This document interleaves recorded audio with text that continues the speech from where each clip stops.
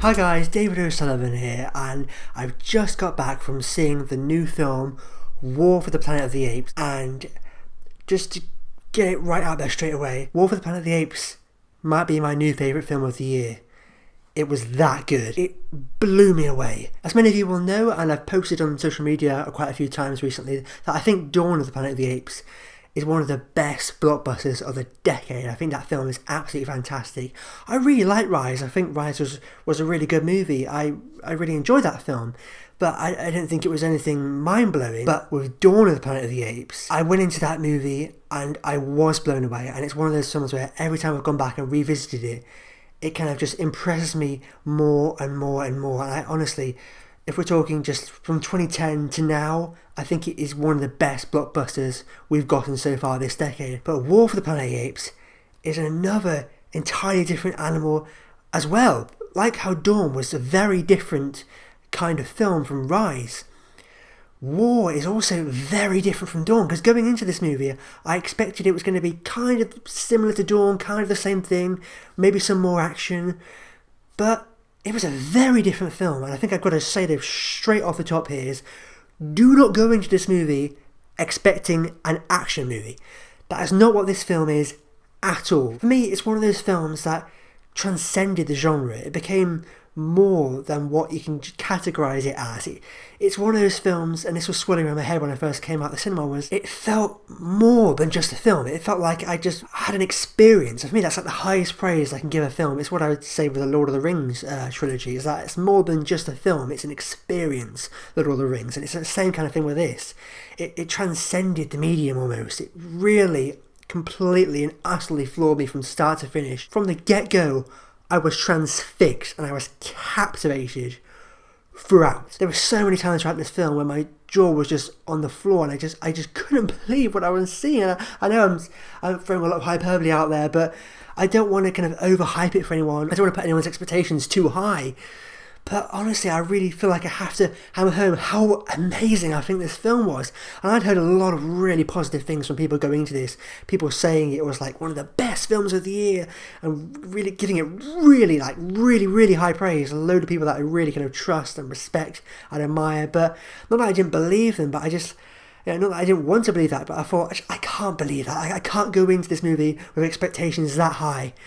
But coming out, I think it might even surpass those expectations. I wasn't only shocked by how good it was, but how just mature and sophisticated it was, because Rise and Dawn are very kind of smart, sophisticated blockbusters as well, especially Dawn. But this was even just on a whole nother level entirely, and I honestly didn't think it was possible for them to top what they did with Dawn.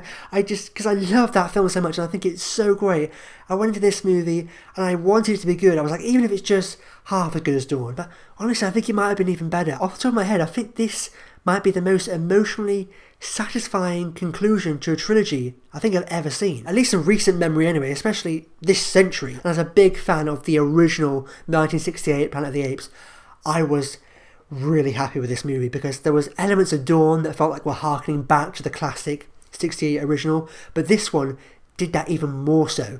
There was a little bit of an homage to the original soundtrack of Planet of the Apes in the opening title of Dawn, but this movie kind of did that for the entire film. The score by Michael Giacchino, once more, oh my god, he really knocks it out of the park, because I think Michael Giacchino is a great composer, but I won't put him on the level as like Hans Zimmer or John Williams. But with this film, he really outdid himself. And what I loved about the score of this film is that it wasn't a conventional blockbuster movie score. It was very different, and in that way it very much reminded me of the score of the classic original 68 Planet of the Apes. The score in that movie was very different.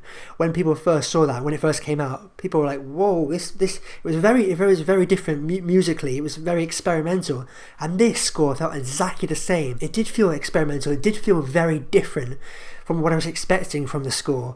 And it's not often I pinpoint the score as one of the highlights in the film, but it really stood out in this movie, and I think the score was just, it was absolutely fantastic. And another thing this movie did that very much felt like kind of a throwback to the classic original was that the social commentary at play here, and all the Apes movies have this, but this movie even more so. And I think this is the most effective use of social commentary in a science fiction film I think I've seen since the original Planet of the Apes. It was that good. It's what I love about the Apes films, is that they're more than just stereotypical, generic sci-fi action movies. They feel like they're commenting on our world, and that's the great thing about sci-fi. It's what I love so much about sci-fi, is that they can be a dark reflection of our own world and our own society, and get us thinking about how these same kind of themes and issues are at play within our real world. And this movie just did that so spectacularly well, because there was an element of that in Dawn, with just the fact that even though it was the beginning of this war, it seemed, between apes and humans, it's not as if one side was good or one side was evil. It's not as if, just all apes are good or humans are evil. There were some good apes, just as there were some bad apes. There were some good humans, just as there were some bad humans. And this film carries over those same kind of themes, in that it's not a straightforward, conventional war movie. It's not like this side's good, this side's bad, this side needs to defeat that side. It's not that at all. Even though it's called War for the Planet of the Apes, it's about the war for Caesar's soul, and that's probably the best way to interpret the title. It's about the war for Caesar's soul, and that's what's so great about these new Apes films, about Dawn, and about this movie especially. There's not any kind of just clear-cut good and evil characters. It feels more like real life. And it sounds crazy to say that a film about CGI apes feels like the real world, but it does. That's what's so great about science fiction. As I said, it was what this film did so well, is that it had that feeling of realism, that even though it's this high concept science fiction film about genetically super intelligent apes, it reflected our world so eerily in terms of its themes and the issues that it explored in its story, that really took me aback. And honestly, there's a lot of sequences in this film in terms of the events that transpired that had my jaw on the floor, and I was really not expecting the film to go in that direction. The film goes to places that I didn't think it would go, that I didn't think it could go, but it did. It was just absolutely fantastic. From watching the trailers, you probably think that, it's going to just be some big war between apes and humans. Apes are going to fight the humans, are going to try and take over. That's not what this movie was at all, and I really love that. It was really refreshing. You don't really get the impression from the trailers, and I feel like a lot of people are going to go into this movie and be disappointed. I touched on this earlier, but just getting back on that for a second. It's not an action movie, so whatever you do, go into this movie expecting a big slam bam, action-packed extravaganza, because that is not what this movie is at all. There's hardly any action sequences in this movie, but the few action scenes we do get are absolutely spectacular. But the action scenes are few and far between. The action we get serves the story, it serves the narrative. It's not just action for the sake of action, like in a lot of big blockbuster generic action movies. There's an emphasis on action. The movie is about action. It's all about the action. That's not what this film is at all. There's some action scenes in here that are really great and really work, but it's not about the action.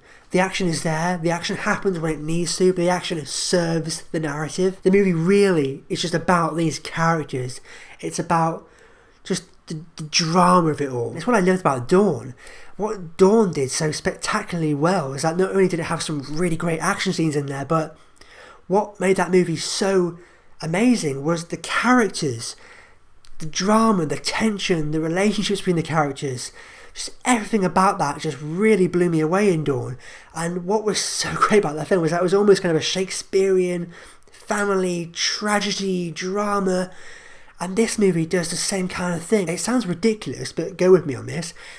It almost felt like a throwback to the kind of classic biblical epics of the 50s. They really captured that, and they really nailed it for me. Just the whole kind of evolution of Caesar, the arc that he's gone on over the course of these 3 films, and just the transformation that he's gone on, and the journey that he goes through in this film, and where he ends up at the end of the film. And I don't know if it's going to do it with everyone, but for me, as a big fan of classic film and a big fan of classic storytelling, I absolutely love this film, and I think they did a phenomenal job. Everything from the cinematography, how the film was shot, the score, the storytelling, just the character arc of Caesar, just everything about it just screamed epic. And also, speaking of defying typical genre conventions, I've got to mention Woody Harrelson's Colonel.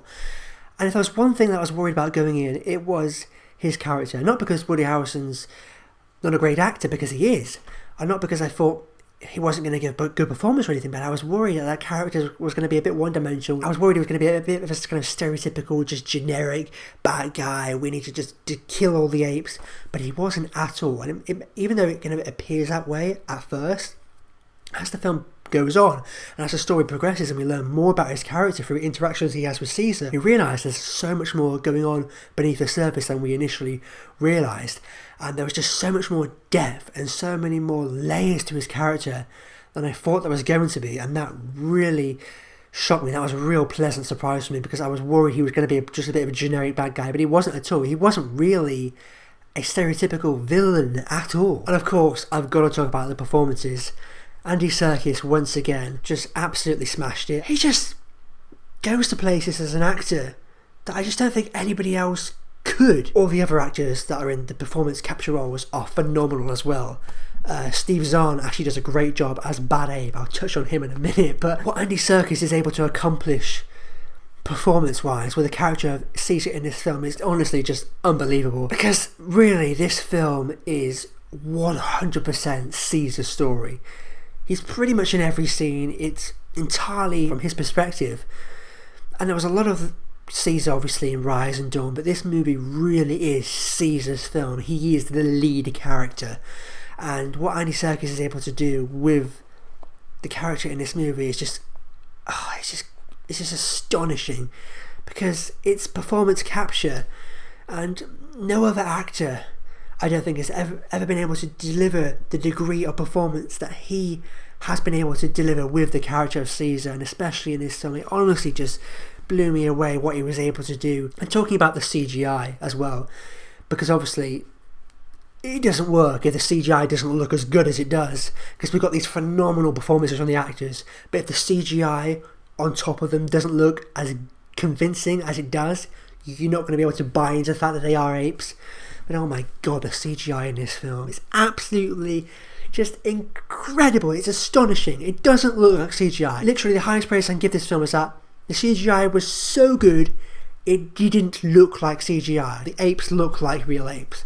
It just doesn't look like CGI. They look real. How the animators were able to just translate the facial expressions from Andy Serkis in particular, and just how they were able to just transfer his acting onto just the CGI face of Caesar. It was just so extraordinary.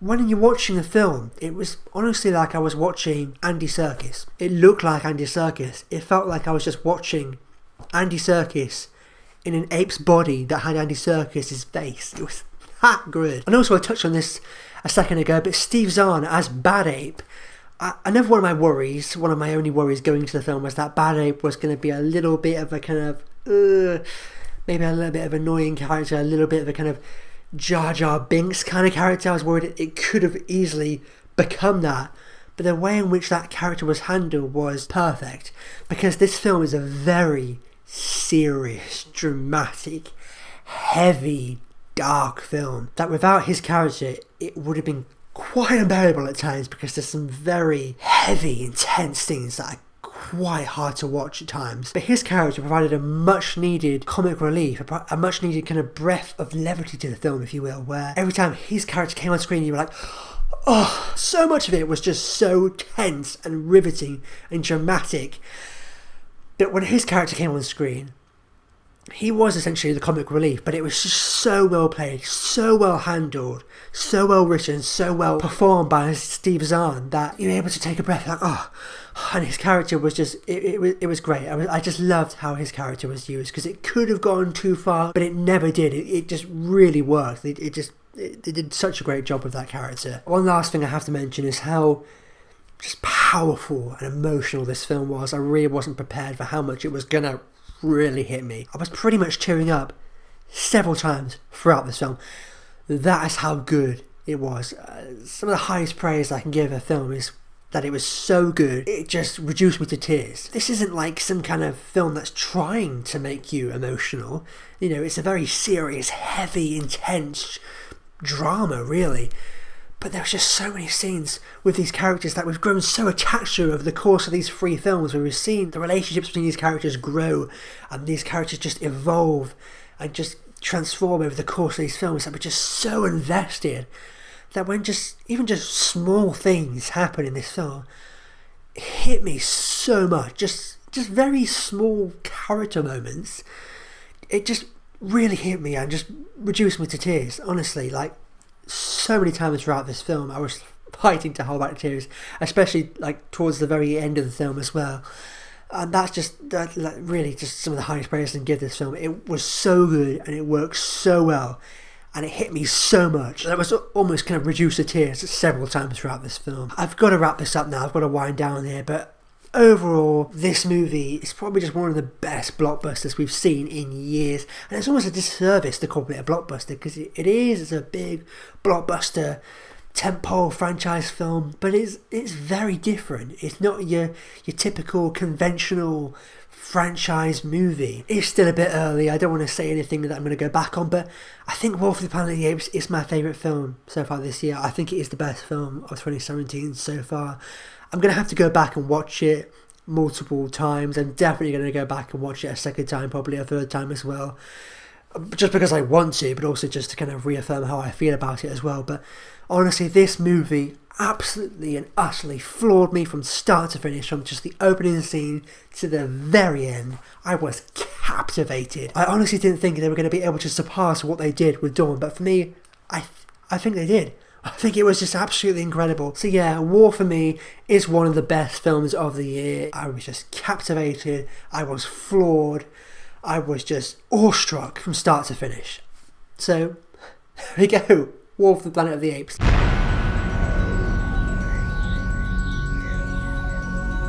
As a big fan of the original, I was very happy with this. As a big fan of Rise and Dawn, I was so pleased with how this movie turned out. So there we go. That wraps up my review for War for the Planet of the Apes. Have any of you guys had the chance to see it yet? And if so, please let me know what you think about it in the comments down below. And as always, if you like this and you haven't already, be sure to click subscribe to see more. And if you missed my last film review, be sure to go ahead and click over here to watch my last film review, or perhaps down here to catch up on another one of my recent videos. But with that said, I've been David O'Sullivan. I'll see you next time.